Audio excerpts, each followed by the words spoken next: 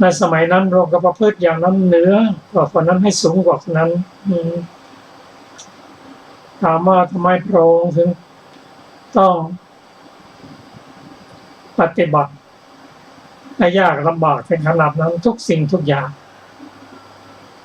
นั่นก็คือพระองค์ทรงเป็นเอกบุรุษของโลกสามารถจะตอบปัญหาทุกอย่างเพราะเคยปฏิบัติเคยประทับอยู่ทุกหมู่เหล่าก็ความรู้ของพระองค์นั้นเป็นความรู้ที่สูงสุดยกตัวอย่างเช่นปุเพนิวาสานุสติญาณการระลึกชาติได้นั้นก็บางคนก็ลึกได้1 ชาติ 2 ชาติ 4 ชาติ 5 ชาติ100 ชาติแต่พระองค์สามารถที่จะลึกได้ไม่จำกัดเมื่อประสงค์จะรู้อะไรก็สามารถที่จะระลึกได้พระธรรมบางอย่างนั้นเฉพาะพระพุทธเจ้าท่านเองพระอรหันต์หรือพระปัจเจกพุทธเจ้าพระอรหันต์ไม่สามารถจะเข้าถึงได้เช่นทศพลญาณนั้นหรือจตุเตสารัชญาณซึ่งเป็นของพระพุทธเจ้าเพราะว่าธรรมที่พระองค์ประกาศว่าเป็นพระสัมมาสัมพุทธเจ้าก็เป็นของพระพุทธเจ้าธรรมที่เป็นพระองค์ตรัสว่าเป็นพระขีณาสพก็อาจจะเป็นของคนอื่นได้ของขีณาสพก็มีมากธรรมที่พระองค์ตรัสว่าเป็นอันตรายที่พ้นจากทุกข์ก็อันนี้ก็เป็นส่วนหนึ่งที่เป็นปัญญาของพระองค์สรุปแล้วพระองค์มีพระปัญญามีสัพพัญญุตญาณอิทธิวิทยานจตุเตสารัชญาณมีญาณที่กำเนิด4 คติ 5และธรรมทั้งหมดนั้นก็คืออุตริมนุสธรรมของพระองค์ธรรมบางอย่างนั้นเราไม่สามารถจะน้อมมาปฏิบัติได้แต่ก็มีธรรมส่วนคล้ายกันเช่นจตุเวสารัชญาณเป็นธรรมของพระพุทธเจ้าเป็นธรรมให้เกิดความกล้าหาญถ้ามีธรรมที่เกิดความกล้าหาญคล้ายๆกันนั้นก็มีเวสารัชญาณ5อันได้แก่ศรัทธาศีลพหุสัจจะผู้มีเรียนรู้มากวิริยะรัมภาผู้มีความเพียรและปัญญาอันนี้ก็เป็นธรรมที่เราสามารถศึกษาและทำให้เกิดความกล้าหาญได้ดังที่เรียนได้ทราบว่าพระพุทธเจ้านั้นเป็นเอกบุรุษของโลกเป็นหัวหน้าของมนุษย์และเทวดาทั้งหลายแต่มีบุคคลบางคนไม่เข้าใจเช่นสุนัขตวิชวีบุตรนั้นเข้ามาบวชในพุทธศาสนาเพื่อที่จะเรียนให้เกิดฤทธิ์ให้เกิดตาทิพย์หูทิพย์เป็นต้นความสนใจเรื่องจะพ้นจากทุกข์นั้นไม่ค่อยมีแต่บางอย่างนั้นอยากจะเรียนก็ไม่มีอุปนิสัยเช่นหูทิพย์เป็นต้นเมื่อพระองค์ไม่ได้ตรัสบอกเพราะว่าเขาเองไม่มีอุปนิสัยก็โกรธพระพุทธเจ้าคิดไปในทางที่ไม่ดีต่อพระพุทธเจ้า พระพุทธเจ้านั้นบอกการปฏิบัติเพื่อให้แก่ตาทิพย์แก่เราแล้วแต่เราขอศึกษาที่ประเสริฐก็ไม่บอกให้เราพระพุทธเจ้านั้นคงเป็นผู้ที่มีความอิจฉาริษยามีความตรีในธรรมคิดว่าถ้าเราได้มูทิพย์แล้วอาสวะของเราศึกษาไปอาสวะทั้งสี่ก็จำเหมือนพระองค์คงกลัวเราอาจจะเท่าเทียมกับพระองค์คิดอย่างนี้ในที่สุดก็ลาสิกขาออกเป็นคฤหัสถ์ไปกล่าววาจากับวาจาในเมืองเมสาลีให้บริษัทได้ฟังกันว่าธรรมของพระพุทธเจ้าที่เป็นญาณทัศนะอันวิเศษพอแก่ความเป็นอริยะของพระพุทธเจ้าไม่มีพระพุทธเจ้าทรงแสดงธรรมที่ประมวลมาด้วยความตรึกที่ไตร่ตรองด้วยการค้นคิดแจ่มแจ้งได้เองแต่ธรรมที่พระองค์ทรงแสดงเพื่อประโยชน์อะไรธรรมนั้นดิ่งไปเพื่อความสิ้นทุกข์โดยชอบแห่งบุรุษผู้ทำตามตั้งใจจะกล่าวประนามพระพุทธเจ้าแต่ก็ลงท้ายด้วยสรรเสริญว่าธรรมที่พระองค์แสดงนั้นพ้นจากทุกข์แต่สรรเสริญนั้นก็ไม่ได้สรรเสริญด้วยความรู้สรรเสริญเพราะกลัวพระพุทธเจ้ามีพระมหากรุณาธิคุณตรัสว่าสนคตะถ้าไม่ละวาจาไม่ละความคิดไม่สลัดเสียซึ่งทิฏฐิก็เที่ยงที่จะตกนรกอันนี้ก็เป็นประสูตรที่เราได้ศึกษามาวันนี้เราจะมาเป็นประสูตรที่ชื่อว่ามหาทุกขขันธสูตรก็ขอเชิญอาจารย์สรภาค่ะสวัสดีค่ะท่านผู้ฟังทุกท่านมหาทุกขขันธสูตรข้าพเจ้าได้สดับมาอย่างนี้สมัยหนึ่งพระผู้มีพระภาคเจ้าประทับอยู่ณพระเชตวันอารามของท่านอนาถบิณฑิกะเศรษฐีเขตพระนครสาวัตถีครั้งนั้นแลภิกษุมากรูปด้วยกันในตอนเช้านุ่งแล้วถือบาตรและจีวรเข้าไปบิณฑบาตในพระนครสาวัตถีภิกษุเหล่านั้นต่างมีความคิดร่วมกันว่ายังเช้าอยู่นักอย่าเพิ่งเข้าไปบิณฑบาตในพระนครสาวัตถีเลยทางที่ดีพวกเราควรเข้าไปยังอารามของพวกปริพาชกอัญญเดียรถีเถิดดังนี้แล้วต่างก็มุ่งตรงไปยังอารามของพวกปริพาชกอัญญเดียรถีครั้นแล้วได้สนทนาปราศัยกับพวกปริพาชกอัญญเดียรถีเหล่านั้นครั้นผ่านการปราศัยพอให้ระลึกถึงกันไปแล้วจึงนั่งณที่ควรส่วนข้างหนึ่งพวกปริพาชกอัญญเดียรถีเหล่านั้นได้กล่าวกับพวกภิกษุผู้นั่งณที่ควรส่วนข้างหนึ่งว่าดูก่อนผู้มีอายุทั้งหลายพระสมณโคดมบัญญัติข้อควรกำหนดรู้กามได้แม้พวกข้าพเจ้าก็บัญญัติข้อควรกำหนดรู้กามได้พระสมณโคดมบัญญัติข้อควรกำหนดรู้รูปได้แม้พวกข้าพเจ้าก็บัญญัติข้อควรกำหนดรู้รูปได้ พระสมณโคดมบัญญัติข้อควรกำหนดรู้เวทนาได้แม้พวกข้าพเจ้าก็บัญญัติข้อควรกำหนดรู้เวทนาได้ดูก่อนผู้มีอายุทั้งหลายในเรื่องนี้อะไรเล่าเป็นข้อวิเศษเป็นผลที่มุ่งหมายหรือกระทำให้ต่างกันระหว่างพระสมณโคดมกับพวกข้าพเจ้าเช่นการแสดงธรรมกับการแสดงธรรมอนุสาสนีกับอนุสาสนีพวกภิกษุเหล่านั้นไม่ยินดีไม่คัดค้านคำที่พวกปริพาชกอัญญเดียรถีเหล่านั้นกล่าวแล้วครั้นแล้ว จากที่นั่งหลีกไปด้วยคิดว่าเราจะทราบข้อความแห่งภาษิตนี้ในสำนักของพระผู้มีพระภาคเจ้า อ่านต่อ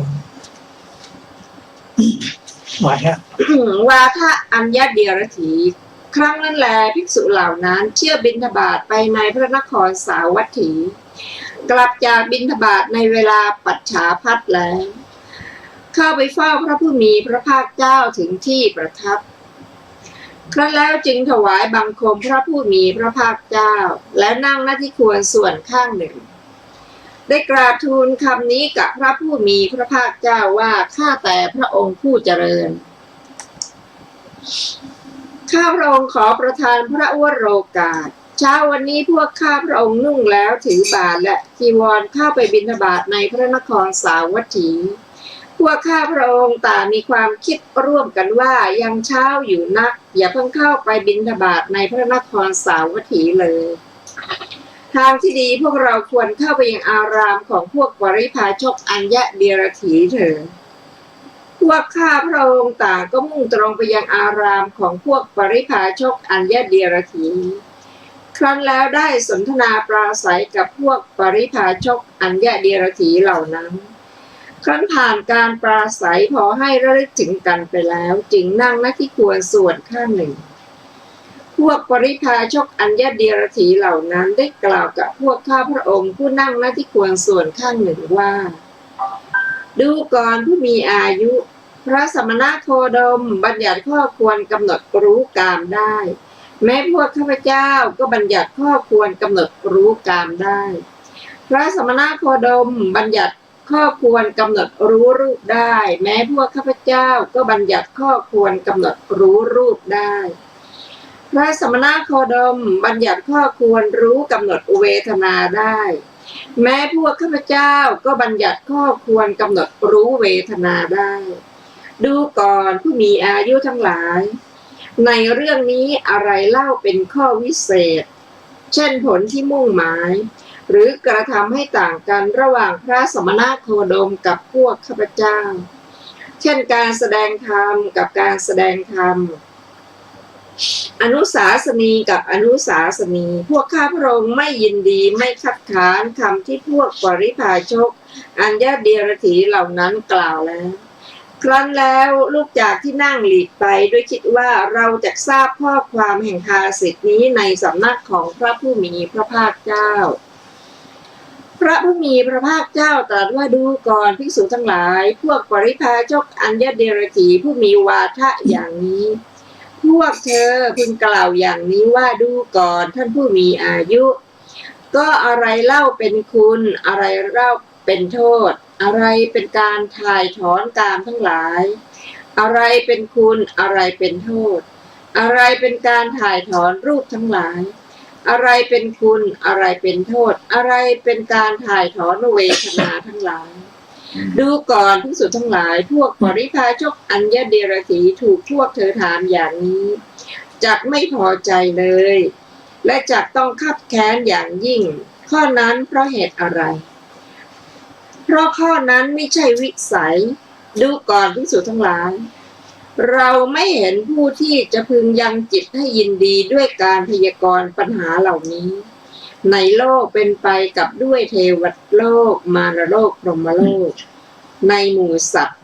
เป็นไปกับด้วยสมณพราหมณ์เทวดาและมนุษย์เว้นไว้แต่ตถาคตหรือสาวกของตถาคตหรือมิฉะนั้นก็ฟังจากนี้ดูก่อนภิกษุทั้งหลายก็อะไรเล่าเป็นคุณของกามทั้งหลายดูก่อนภิกษุทั้งหลายกามคุณ5ประการนี้5ประการเป็นไฉนคือรูปที่พึงรู้แจ้งด้วยจักษุ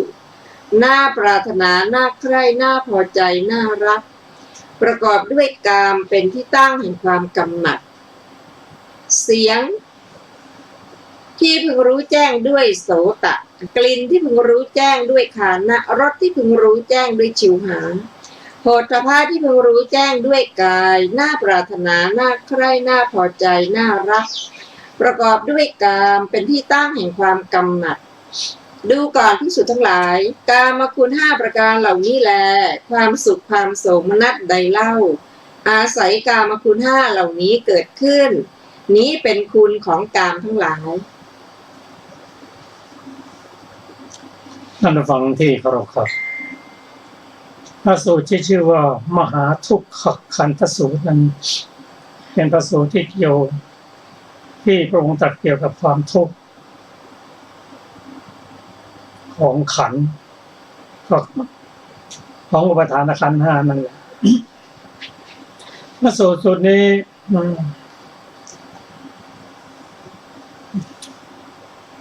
นักบวชปริพาชกอัญญเดรถีนั้นกล่าวกับภิกษุที่มาแวะพักก่อนที่จะไปบิณฑบาตเพราะว่าเช้าเกินไปเลยแวะพักคุยกันแต่พอคุยกันพอให้ลื่นเริงกันได้สักนิดหน่อยนักบวชปริพาชกอัญญเดรถีก็กล่าวโดยความน้อยใจว่าความแตกต่างระหว่างเขากับพระพุทธเจ้านั้นแตกต่างกันอย่างไรเพราะว่าพวกปริพาชกอัญญเดรถีนั้น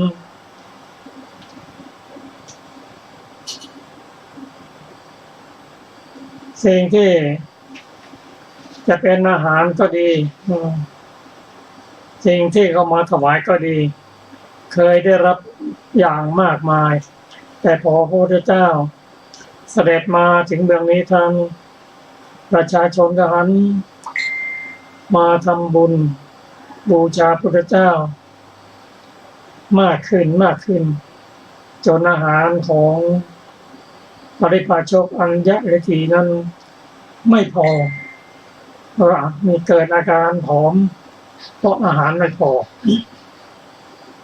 ไม่ได้กล่าวด้วยความน้อยใจว่าเขากับพระพุทธเจ้านั้นแตกต่างกันอย่างไรทำไมคนถึงคิดว่าพระพุทธเจ้าและพระสงฆ์นั้นดีกว่าเขาได้กล่าวว่า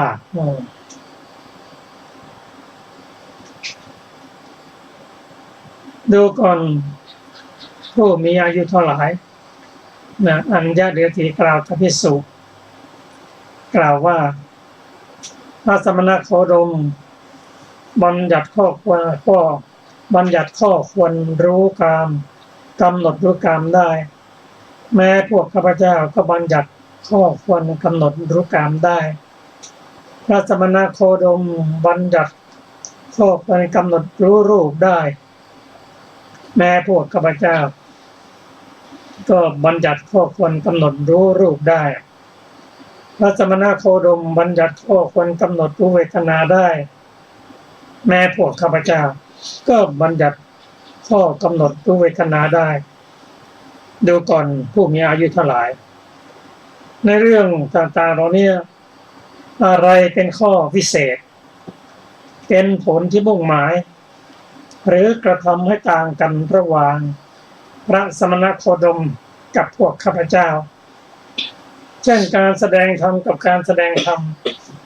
อนุสาสนีกับอนุสาสนีแปลว่าการสั่งสอนได้บ่นกับพระภิกษุแต่ภิกษุเหล่านั้นไม่ยินดีไม่คัดค้านคิดว่าเรื่องนี้ภาษิตเหล่านี้จะแจ่มแจ้งกับพระพุทธเจ้าเองที่เราจะมาศึกษาว่าการที่ปริพาชกอัญญเดรถีนั้นกล่าวด้วยความน้อยใจนั้นก็ในทางพุทธศาสนานั้นเป็นเหตุเป็นผลไม่ใช่การสักการะบูชาจะหลั่งไหลเทมาหรือไม่มีเหตุผลจะไม่ใช่ก็พระผู้มีพระเจ้าของเรานั้นบำเพ็ญบารมี30 ทัพมานานแสนนานถ้าจะเริ่มตั้งแต่พระพุทธเจ้าทรงพระนามมัทธิปกรณ์ตอนนั้นพระองค์ ยังเป็นสุเมธดาบทอยู่ท่านก็เริ่มปฏิบัติคือธรรมที่ทำให้เป็นพระพุทธเจ้าบารมี30 ทัศนั้นโดยเฉพาะทานบารมีนั้นพระองค์ทรงกระทำตลอดมาเพราะฉะนั้นผลแห่งทานนั้นมาให้หลั่งไหลมาในชาติสุดท้ายดังที่เราได้ศึกษามาในธรรมทายาทสูตรแม้ทานที่หลั่งไหลมานั้นเข้าแถวที่จะให้ผลแก่พระเจ้านั้นมาหลายเดือนยังไม่หมดก็พิสูจน์ในสมัยนั้นเห็นลาภสักการะมากมายก็มีความประสงค์และดูมันจะติดในลาภสักการะพอเข้ามาก็คนนับแย่งกันรับอันนี้ของอาตมานี่ของอุปัชฌายะของอาตมาอย่างนี้เป็นต้นพระองค์ทรงห่วงตรัสว่าภิกษุทั้งหลายเธออย่าเป็นอามิสทายาทเลยจงเป็นธรรมทายาทเถิดอันนี้ก็ความเป็นพระพุทธเจ้าโดยเฉพาะเรื่องทานนั้นจึงมาปรากฏเมื่อพระพุทธเจ้าอุบัติขึ้นมาพวกอัญญเดรธีนี้ไม่เข้าใจคิดว่าจะมีอะไรแตกต่างกันในพระสูตรแสดงกล่าวว่าโดยทั่วไปแล้วบุคคลนั้นจะเห็นความสำคัญให้ความสำคัญเกี่ยวกับรูปร่างหน้าตาเห็นความสำคัญแก่ชื่อเสียงเกียรติยศเห็นความสำคัญในการปฏิบัติในเรื่องความเศร้าหมองเช่นจีวรที่คร่ำคร่าเป็นต้นทรงทรมานตนอย่างยิ่งเป็นต้นและประการสุดท้ายนั้นก็ให้ความสำคัญแก่การแสดงธรรมะที่แสดงทั้งหมด4ประการนี้มีอยู่ในพระพุทธเจ้าทั้งหมดเพราะได้บำเพ็ญบารมีมาเพราะฉะนั้นประชาชนจึงหลั่งไหลมาทำความมาสักการะบูชาแด่พระองค์แต่อย่างไรก็ตามพระองค์ก็เน้นในเรื่องธรรมซึ่งปาริภาชกอัญญเดรธีนั้นมองไม่เห็นว่าการปฏิบัติของเขานั้นก็เหมือนกับของพระพุทธเจ้านั่นแหละแต่ความจริงแล้วข้อปฏิบัติระหว่างปุถุชนกับอรหันตบุคคลนั้นแตกต่างกันมากแต่เขากล่าวว่าพระพุทธเจ้าสามารถบัญญัติข้อกำหนดรู้กามเขาก็ทำได้พระพุทธเจ้าบัญญัติข้อควรกำหนดรู้รูปเขาก็ทำได้เหมือนกันพระพุทธเจ้าบัญญัติข้อควรกำหนดรู้เวทนาได้เราก็ทำได้อะไรเป็นข้อแตกต่างกันพระพุทธเจ้าได้รับทราบจากภิกษุมากราบทูลอย่างนี้ว่าข้อแตกต่างกันนั่นก็คือข้อควรกำหนดรู้กามนั้นรู้รูปนั้นรู้เวทนานั้นจะต้องรู้ยิ่งรู้ความเกิดความดับรู้คุณรู้โทษรู้ถึงความสลัดออกทั้งหมดนี้จะรู้ได้โดยการตรัสรู้นั่นเองคือเป็นอริยบุคคลขึ้นไปท่านเอง โดยเฉพาะความรู้อย่างสูงสุดนั้นไม่มีใครจะรู้หรอกพระพุทธเจ้าท่านนั้นหรือภิกษุของพระองค์ก็ภิกษุก็เรียนรู้จากพระพุทธเจ้านั่นเองหรือบุคคลที่ได้ฟังจากทางนี้อันนี้ก็เป็นหลักที่เราพอจะเห็นได้ว่าการกำหนดรู้กามก็ดีรูปก็ดีเวทนาก็ดีจะต้องรู้ยิ่งรู้ความเกิดความดับรู้คุณรู้โทษและทางสลัดออกด้วยมรรคมีองค์แปดนี่เป็นสิ่งที่พระพุทธเจ้าตรัสรู้เท่านั้นภิกษุอื่นไม่สามารถจะรู้ได้ถ้ามีคำถามว่าผู้ที่มีปัญญาเช่นพระสารีบุตรนั้นท่านรู้ได้เองนะบอกมันรู้ได้เองรู้ธรรมะของพระพุทธเจ้าเท่านั้นเช่นการที่ไปฟังธรรมจากท่านอัสสชิแล้วก็ได้สำเร็จเป็นพระโสดาบันนั้นก็ธรรมที่ท่านอัสสชิแสดงให้ฟังนั้นก็เป็นธรรมของพระเจ้านั่นเองเช่นท่านอัสสชิท่านตรัสว่าพระองค์ทรงตรัสธรรมที่เกิดแต่เหตุพระองค์ทรงแสดงเหตุแห่งธรรมนั้นและความดับแห่งธรรมนั้นเท่านี้ท่านพระสารีบุตรเป็นอุคติตันยูฟังเท่านี้ก็ได้บรรลุธรรมเป็นพระโสดาบันก็เป็นธรรมะของพระพุทธเจ้านั่นแหละคืออริยสัจสี่นั่นเองทีนี้สิ่งที่เราได้รู้ในพระสูตรนี้นั่นก็คือข้อกำหนดรู้กามธรรมกามคืออะไรกามคือความยินดีกามคุณก็สิ่งที่บุรุษยินดีรับสิ่งที่บุคคลยินดีรับคือกามนั่นแหละกามนี้พระองค์ทรงแสดงถึงกามคุณห้าตรัสว่าภิกษุทั้งหลายรูปที่พึงรู้แจ้งด้วยจักษุ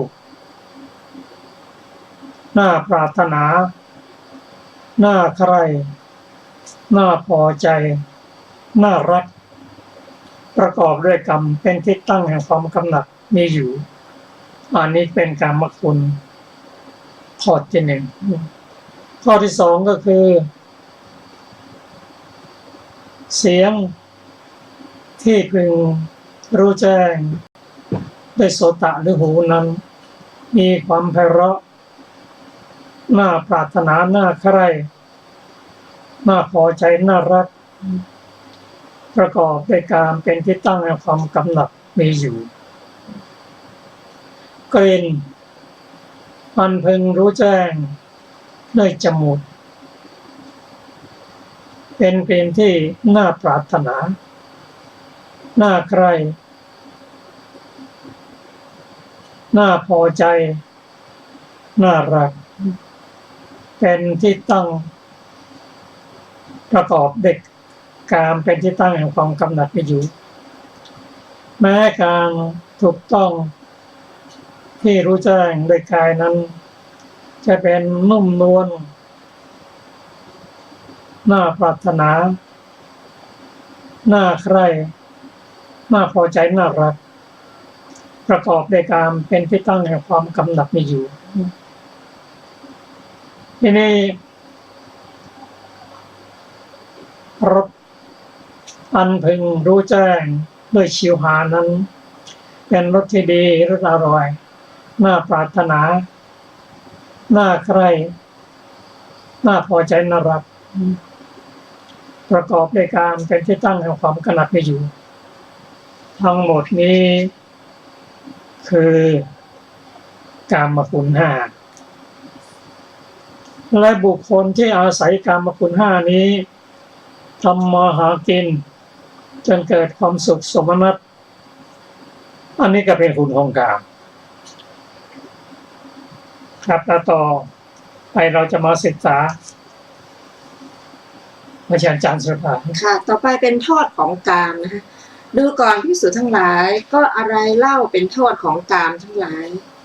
กุลบุตรในโลกนี้เลี้ยงชีวิตด้วยความขยันประกอบศิลปะใดคือด้วยการนับคะแนนก็ดีด้วยการคำนวณก็ดีด้วยการนับจำนวนก็ดีด้วยการไถก็ดีด้วยการค้าขายก็ดีด้วยการเลี้ยงโคก็ดีด้วยการยิงธนูก็ดีด้วยการเป็นราชบุรุษก็ดีด้วยศิลปะอย่างใดอย่างหนึ่งก็ดีต้องตรากตรำต่อความหนาวต้องตรากตรำต่อความร้อนงุ่นง่านอยู่ด้วยสัมผัสแต่เหลือบยุงลมแดดและสัตว์เลื้อยคลานต้องตายด้วยความหิวกระหายดูก่อนภิกษุทั้งหลายแม้นี้เล่าก็เป็นโทษของกามทั้งหลาย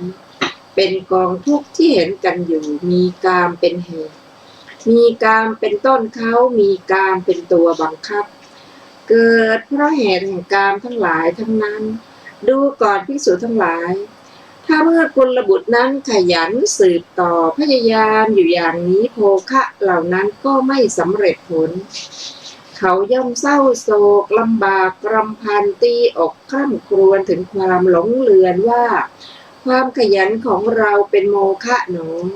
ความพยายามของเราไม่มีผลหนอดูก่อนภิกษุทั้งหลายแม้นี้แล้วก็เป็นโทษของกามทั้งหลายเป็นกองทุกข์ที่เห็นกันอยู่มีกามเป็นเหตุมีกามเป็นต้นเขามีกามเป็นตัวบังคับเกิดเพราะเหตุแห่งกามทั้งหลายทั้งนั้นดูก่อนภิกษุทั้งหลายถ้าเมื่อกุลบุตรนั้นขยันสืบต่อพยายามอยู่อย่างนี้โภคะเหล่านั้นย่อม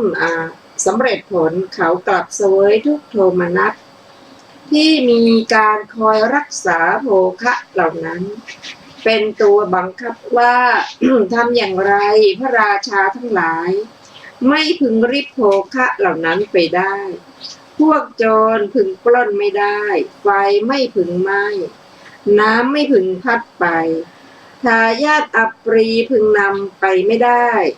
เมื่อกุลบุตรนั้นคอยรักษาคุ้มครองอยู่อย่างนี้พระราชาทั้งหลายริบโภคะเหล่านั้นไปเสียก็ดีพวกโจรปล้นเอาไปเสียก็ดีไฟไหม้เสียก็ดีน้ำพัดไปเสียก็ดีทายาทอัปรีนำไปเสียก็ดีเขาย่อมเศร้าโศกลำบากรำพันตีอกคร่ำครวญถึงความหลงเลือนว่าสิ่งใดเล่าเคยเป็นของเราแม้สิ่งนั้นก็ไม่เป็นของเรา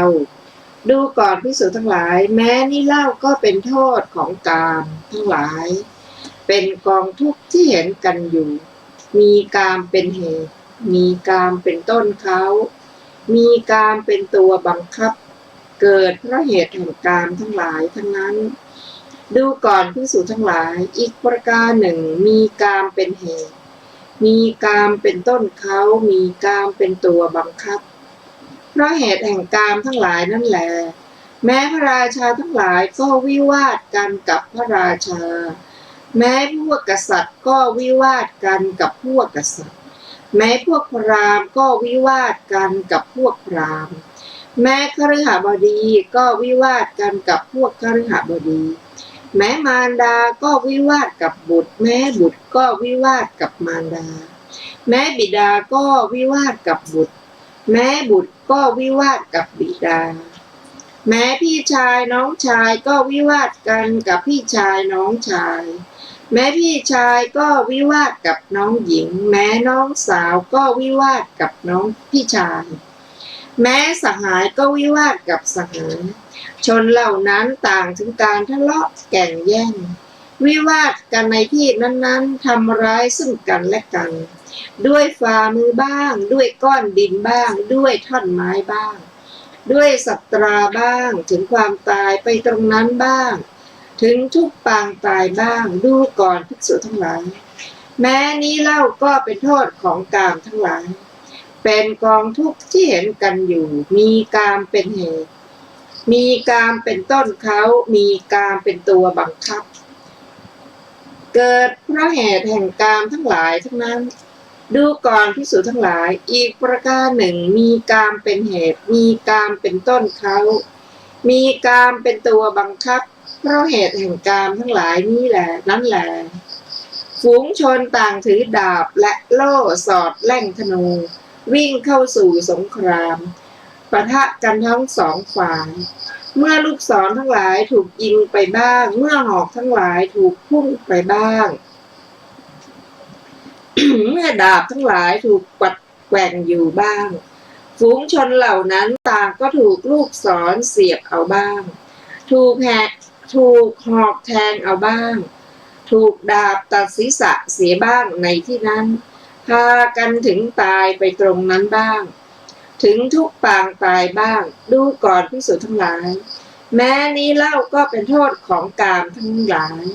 เป็นกองทุกข์ที่เห็นกันอยู่มีกามเป็นเหตุมีกามเป็นต้นเขามีกามเป็นตัวบังคับเกิดเพราะเหตุแห่งกามทั้งหลายทั้งนั้นดูก่อนภิกษุทั้งหลายอีกประการหนึ่งมีกามเป็นเหตุมีกามเป็นต้นเขามีกามเป็นตัวบังคับเพราะเหตุแห่งกามทั้งหลายนั่นแลฝูงชนถือดาบและโล่สอดแล่งธนูตรูการเข้าไปสู่เชิงกำแพงที่ฉาบด้วยเปลือกตมร้อนเมื่อถูกลูกศรถูกยิงไปบ้างเมื่อหอกถูกพุ่งไปบ้างเมื่อดาบถูกกวัดแกว่งบ้างชนเหล่านั้นต่างถูกลูกศรเสียบบ้างถูกหอกแทงบ้างถูกรดด้วยโคมไม้ร้อนบ้างถูกสับด้วยคราดบ้างถูกตัดศีรษะด้วยดาบบ้างในที่นั้นพากันถึงตายไปตรงนั้นบ้างถึงทุกปางตายบ้างดูก่อนภิกษุทั้งหลายแม้นี้เล่าก็เป็นโทษของกามทั้งหลายเป็นกองทุกข์ที่เห็นกันอยู่มีกามเป็นเหตุมีกามเป็นต้นเขามีกามเป็นตัวบังคับเพราะเกิดเพราะเหตุแห่งกามทั้งหลายทั้งนั้นดูก่อนภิกษุทั้งหลายอีกประการหนึ่งมีกามเป็นเหตุมีกามเป็นต้นเขามีกามเป็นตัวบังคับเพราะเหตุแห่งกามทั้งหลายนั่นแลฝูงชนตัดที่ต่อบ้างปล้นอย่างกวาดล้างบ้างกระทำให้เป็นเรือนหลังเดียวบ้างดักทางบ้างสมสู่ภรรยาคนอื่นบ้างพระราชาทั้งหลายจับคนคนนั้นได้แล้วให้กระทำกรรมกรต่างๆเคี่ยนด้วยแส้บ้างเคี่ยนด้วยหวายบ้างตีด้วยไม้ค้อนบ้างตัดมือเสียบ้างตัดเท้าเสียบ้างตัดทั้งมือทั้งเท้าเสียบ้างตัดหูเสียบ้างตัดจมูกเสียบ้างตัดทั้งหูทั้งจมูกเสียบ้างกระทำกรรมกรชื่อพิลังคะฐาลิกะคือหม้อเคี่ยวน้ำส้มบ้างชื่อสังขมุนทกะขอดสังบ้างชื่อราหูมุกปากราหูบ้างชื่อโชติมาลิกะพุ่มเพลิงบ้างชื่อหัตถปัจโชติกะมือไฟบ้างชื่อเอระกะวัติกะนุ่งหนังช้างบ้างชื่อจีรกวาสิกะนุ่งสาหร่ายบ้างชื่อเอนยกะยืนกวางบ้างชื่อหริสะมังสิกะกระชากเนื้อด้วยเบ็ดบ้างชื่อกหาปณกะควักเนื้อทีละกหาปณะบ้างชื่อขาราปฏิจกะแปลงแสบบ้างชื่อปริคะปริวัตตีกะวนลิ่มบ้างชื่อปลาละปีทกะตังฟางบ้างรดด้วยน้ำมันที่ร้อนบ้างให้สุนัขกินบ้างเสียบที่หลาวทั้งเป็นบ้างใช้ดาบตัดศีรษะเสียบ้างคนเหล่านั้นถึงตายไปตรงนั้นบ้างถึงทุกปางตายบ้างดูก่อนภิกษุทั้งหลายแม้เหล่านี้ก็เป็นโทษของกามทั้งหลายเป็นกองทุกข์ที่เห็นกันอยู่มีกามเป็นเหตุมีกามเป็นต้นเขา มีกามเป็นตัวบังคับเกิดเพราะเหตุแห่งกามทั้งหลายทั้งนั้นดูก่อนภิกษุทั้งหลายอีกประการหนึ่งมีกามเป็นเหตุมีกามเป็นต้นเขามีกามเป็นตัวบังคับเพราะเหตุแห่งกามทั้งหลายนั่นแหละฝูงชนต่างประพฤติกายทุจริตวจีทุจริตมโนทุจริตชนเหล่านั้นครั้นประพฤติกายทุจริตวจีทุจริตมโนทุจริตแล้วเบื้องหน้าแต่ตายเพราะกายแตกย่อมเข้าถึงอบายทุกขติวินิบาตนรกดูก่อนภิกษุทั้งหลายแม้นี้เล่าก็เป็นโทษของกามทั้งหลายเป็นกองทุกข์ในสัมปรายภพมีกามเป็นเหตุมีกามเป็นต้นเขามีกามเป็นตัวบังคับเกิดเพราะเหตุแห่งกามทั้งหลายทั้งนั้นดูก่อนภิกษุทั้งหลายก็อะไรเล่าเป็นการทายถอนกามทั้งหลายดูก่อนภิกษุทั้งหลายการกำจัดฉันทราคะในกามทั้งหลายการละฉันทราคะในกามทั้งหลายใดเล่านี้เป็นการถ่ายถอนกามทั้งหลายท่านผู้ฟังที่เคารพครับ สิ่งใดมีคุณสิ่งนั้นก็มีโทษเพราะรูปเสียงกลิ่นรสโผฏฐัพพะที่น่าปรารถนาน่าใครน่าพอใจน่ารักประกอบด้วยการเป็นที่ตั้งแห่งความกำหนัดทุกคนก็ปรารถนากามคุณทนทุกข์ทนยากเพื่อให้ได้กามคุณเหล่านั้นพอได้มาแล้วก็ต้องดูแลรักษาให้กามคุณนั้นคงอยู่ในการทำงานหนักในการทนแดดทนฝนทนยุงรินทำให้เกิดความทุกข์เหล่านี้ก็เห็นกันอยู่เพราะมีกามเป็นเหตุมีกามเป็นต้นเขามีกามเป็นตัวบังคับเกิดการทะเลาะเบาแวงกันระหว่างครอบครัวบิดากับมารดาบุตรกับบิดาบุตรกับมารดาทะเลาะกันที่กับน้องทะเลาะกันก็เป็นกองทุกข์ที่เห็นกันอยู่มีกามเป็นเหตุมีกามเป็นต้นเขามีกามเป็นตัวบังคับทำมาหากินถ้าไม่ประสบความสำเร็จก็เกิดความทุกข์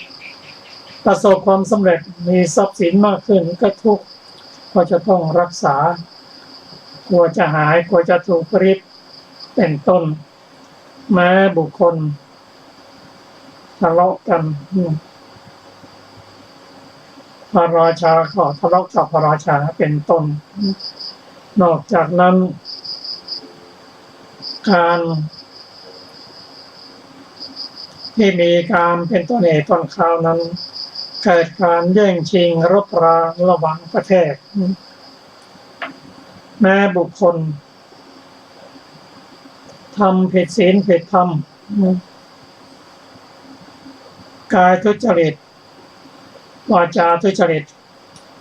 มโนทุจริตประพฤติแล้วต้องถูกลงโทษลงทันเป็นความทุกข์ที่เห็นการอยู่ทั้งนี้ก็มีกามนั่นแหละเป็นเหตุเป็นตัวบังคับก็อันนี้ก็เป็นการศึกษาที่เราได้รู้จากพระสูตรนี้นั่นคือพระองค์ตรัสว่าสิ่งใดก็ตามสิ่งนั้นมีเกิดมีดับมีคุณมีโทษและหนทางสลัดออกซึ่งกามซึ่งเราจะได้มาศึกษากันในวันพุธหน้าวันนี้รายการพระไตรปิฎกลอยฟ้าก็ได้หมดเวลาลงแล้วนะคะขอบคุณท่านผู้ฟังทุกท่านที่ศึกษาติดตามเพื่อศึกษาร่วมกันค่ะขอความสุขสวัสดีมีผู้ฟังทุกท่านนะคะวันนี้ก็ขอลาไปก่อนค่ะสวัสดีค่ะ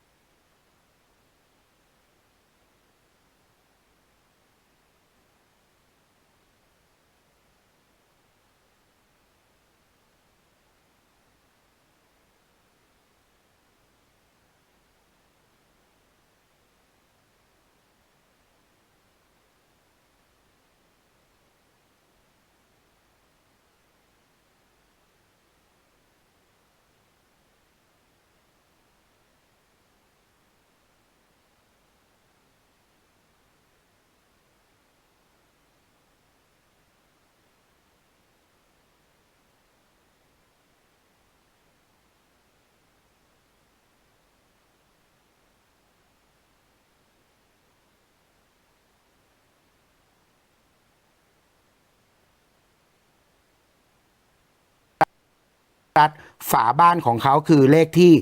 08 พศ 2508 ครับ ซึ่งเลขคือพี่บอลเขาไม่อยากใช้เรียกเขาว่าฝาโลงเพราะว่าอยากให้เป็นฝาบ้านคือเรียกว่าบ้านที่พี่โรเบิร์ตนอนอยู่แหละแล้วซึ่งเลขที่อยู่บนฝามันตรงกับเลขที่ไม่ใช่เลขของที่พี่เบิร์ตพอดีเลยอ๋อ08ใช่เลขเกิดนะปีเกิดนะครับผมนั่นแหละพี่เบิร์ตพี่บอลก็เลยบอกว่าใครดูไลฟ์อยู่เนี่ย 64,000 กว่าคนเนี่ยที่กำลังดูอยู่เนี่ยก็ถ้าเกิดใครมีโชคจากเลขที่เขาบอกเนี่ยก็ขอให้ไปทำบุญให้ด้วยละกัน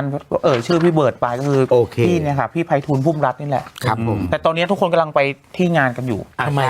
เพราะว่าวันนี้เขาบอกว่าแม่นวลไปเขาจะไปสื่อสารกับแม่นวลว่าเกิดอะไรขึ้นใช่ค่ะตอนนี้เลยพี่ชาวบอกเขาเป็นใครแล้วแม่นวลอะไรเขาเป็นคนที่สามารถสื่อกับวิญญาณได้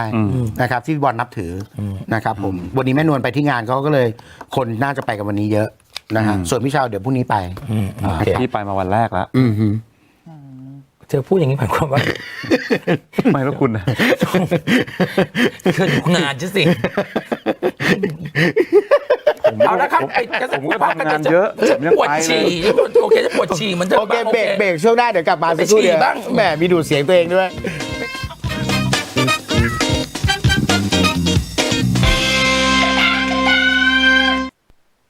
ที่มีส่วนผสมของแอลกอฮอล์มากกว่า 70% ขึ้นไป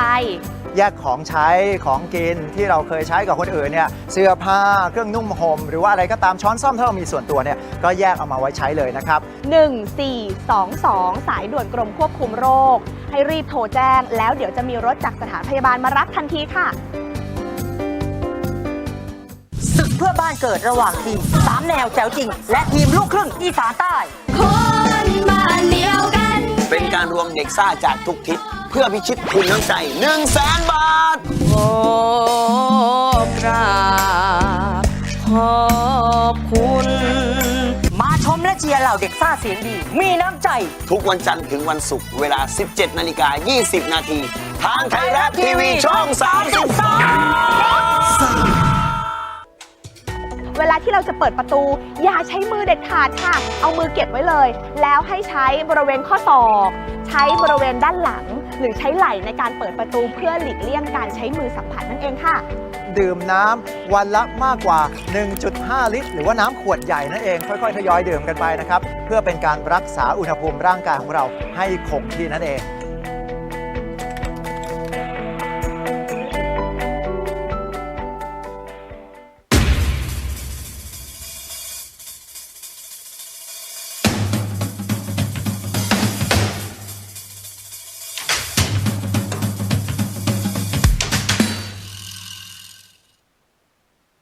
ปลุกยามบ่ายขยายความสุขทั่วประเทศกับวาไรตี้เรื่องนี้ต้องขยาย